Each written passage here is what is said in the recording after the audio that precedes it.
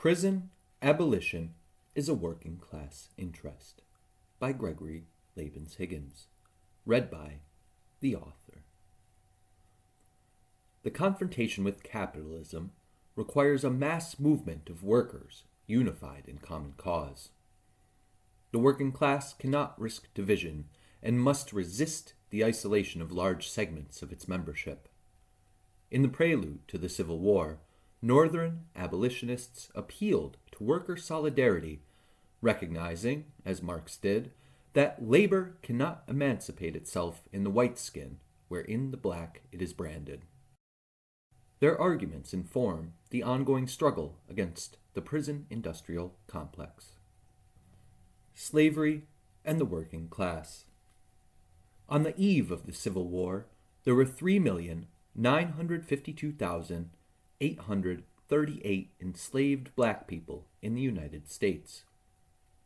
Slave codes commanded absolute subjugation to their enslavers, maximizing their exploitation for forced labor.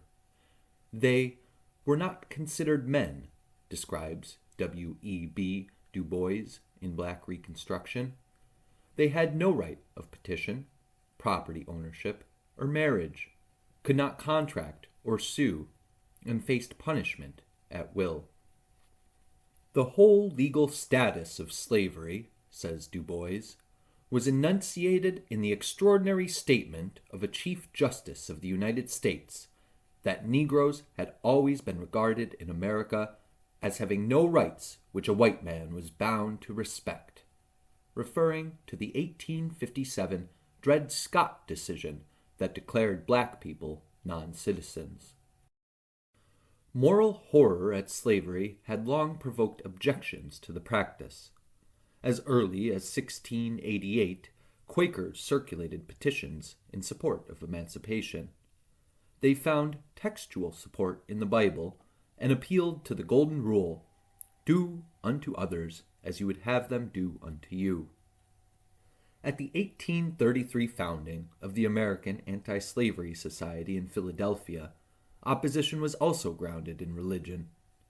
"Therefore, we believe and affirm that all those laws which are now in force, admitting the right of slavery, are therefore, before God, utterly null and void, being an audacious usurpation of the divine prerogative, a daring infringement on the law of nature, a base overthrow of the very foundations of the social compact, a complete extinction of all the relations, endearments, and obligations of mankind, and a presumptuous transgression of all the holy commandments, and that therefore they ought to be instantly abrogated." The Anti-Slavery Society and others also found inspiration from the liberal principles of individual rights found in the Declaration of Independence, that all men are created equal. Northern workers, focused on their own difficult conditions, often remained indifferent to the plight of enslaved black laborers. Some even suggested that enslaved peoples experienced preferred treatment on account of the social duty of a master to care for his servant. How much better, then, we ask, is the condition of some of our white laborers than some of our black Southern slaves? Posed Working Man's Advocate in 1844. Others worried about competition from free blacks. In the South, white laborers were either employed in reinforcing the system of black subjugation, or poor farmers who could not afford a plantation, but enjoyed their status above those enslaved at the lowest rung of society. They could not for a moment contemplate a fight of united white and black labor against the exploiters, says Du Bois. Some abolitionists recognized the implications of a working class divided by slavery, and appealed to Northern workers with economic arguments. American slavery must be uprooted before the elevation sought by the laboring classes can be effected, urged a resolution of the 1847 Boston Convention of the New England Labor Reform League. The existence of slavery disciplined an already divided labor movement. White workers were forced to compete with slave labor, degrading free labor to the lowest status and protections. Slavery blights the industry of the nation by making labor disreputable. It degrades the laboring population, assimilating them to slaves. It leads our statesmen to imagine and sometimes say that the laboring people are incompetent to self-government, and thus it emboldens them to treat them as slaves, declared the Rhode Island Anti-Slavery Convention in 1836. Expounding such arguments, abolitionists faced accusations of being socialists and communists, their call for freedom a slippery slope toward the abolition of all private property. Slavery also exacerbated regressive political power. Slaveholders benefited from the inclusion of enslaved people, despite their inability to participate in government, in the state's total population at a rate of 3/5. This determination resulted in additional seats in the House of Representatives and votes for president in the Electoral College.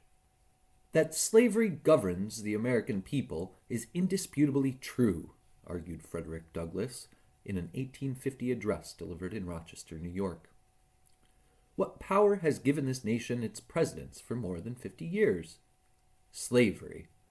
What power is that to which the present aspirants to presidential honors are bowing? Slavery. Workers fought en masse for the emancipation of slavery in the American Civil War. As Richard Boyer and Herbert Morace describe in Labor's Untold Story, trade union members joined the colors so unanimously that many locals in all parts of the country were dissolved for the duration. In Wisconsin, for example, the National Typographical Union had to disband Local 23 when virtually all of its members left for the front. The Spinners Union of Fall River practically disappeared during the first few months of the war because of enlistments. Entire companies of Illinois volunteers were composed almost exclusively of members of the Miners Union, and in Brooklyn, the Painters Union resolved to fight as a unit against the slaveholders' conspiracy and for the maintenance of the flag of our country. Approximately 186,000 black soldiers enlisted in the Union Army as well, many of them formerly enslaved, and leaving southern plantations in what Du Bois describes as a general strike.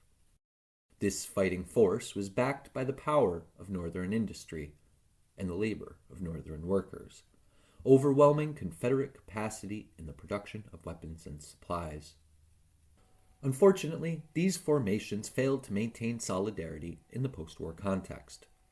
The proletariat is usually envisaged as united, says Du Bois, but their real interests were represented in America by four sets of people: the freed Negro, the Southern poor white, and the Northern skilled and common laborer. These groups never came to see their common interests, and the financiers and capitalists easily kept the upper hand.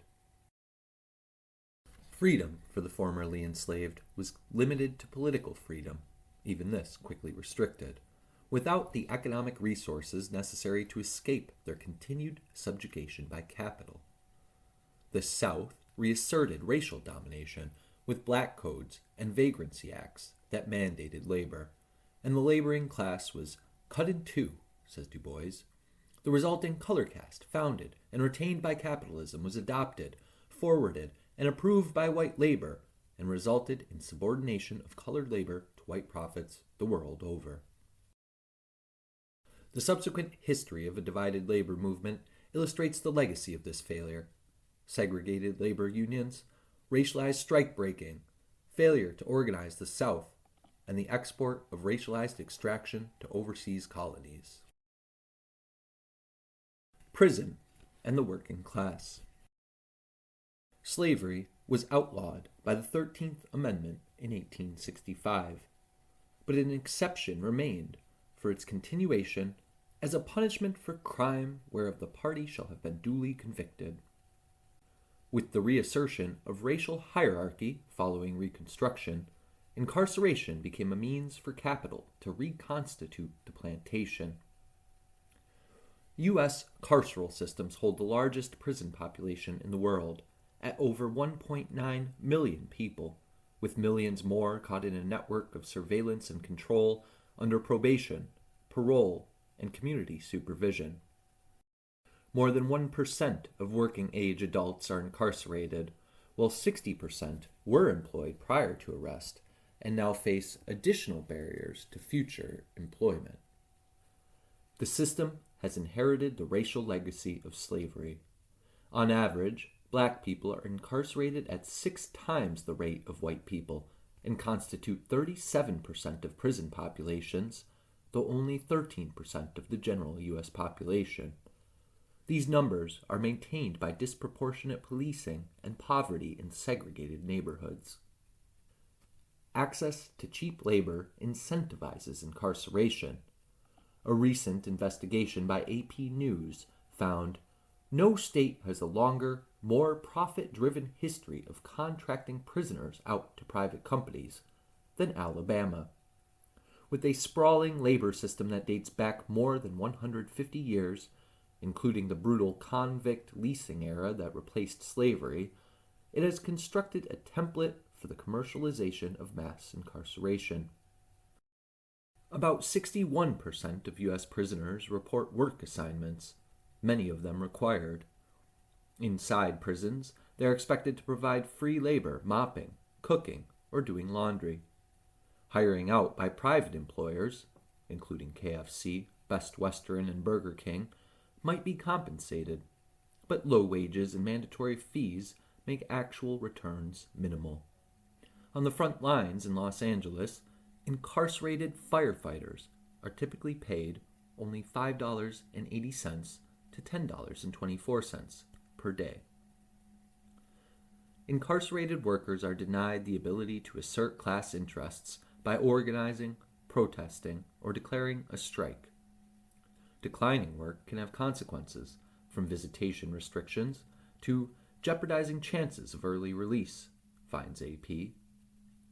Their incarceration is exploited by additional means, from the operation of private prisons to predatory fees for phone calls, tablets, money transfers, and more, imprisoned bodies abused as rent-generating property. Prison labor is but one means by which the prison industrial complex disciplines labor. Police impose the will of capital by upholding an order based on private property. Crimes against that order are harshly prosecuted, while the horrors carried out on its behalf are simply not considered crimes. Despite frequently being unionized themselves, police act in opposition to worker solidarity, using the threat of imprisonment and state violence to keep workers in line. During the recent Amazon strike, a picket in Queens, New York, was broken by the NYPD, evoking the violent legacy of Haymarket and Homestead. Police also carry out evictions and punish homelessness, reinforcing the precarity caused by the innovations of capitalism that constantly render segments of the population redundant. This surplus population forms a disposable industrial reserve army, says Marx, of human material always ready for exploitation. Rather than sufficiently provide for the unemployed, they are warehoused in prisons and shelters made to respond to the fluctuations in labor demanded by the market. The conditions for hyperexploitation are reinforced by the ideological framework of racism, materializing in racial disparities in policing and imprisonment. From the murder of Fred Hampton to the brutal response to the George Floyd uprising, police have been a tool of violent repression against racial justice movements. The bourgeoisie understand the threat of a united working class. Thus, they amplify and exploit division along lines of identity, obscuring the role of class. Commenting on English-Irish working class relations in 1870, Marx observed, "This antagonism is kept artificially alive and intensified by the press, the comic papers, in short, by all the means at the disposal of the ruling class. This antagonism is the secret of the maintenance of power by the capitalist class." Socialism provides the means for a dignified life to all, moving beyond individual freedom to hoard wealth to our collective economic and social emancipation. Rather than being merely an individual moral failing, crime is a symptom of a society that does not operate on this basis. Prison abolition is praxis, not an immediate realization of utopia, but a demand to dismantle the prison industrial complex. This means restorative justice alternatives, non-police response to mental health crises, and funding schools, housing, food, and health care. By organizing for prison abolition, the working class operates for its own freedom, lifting the boot from off its neck.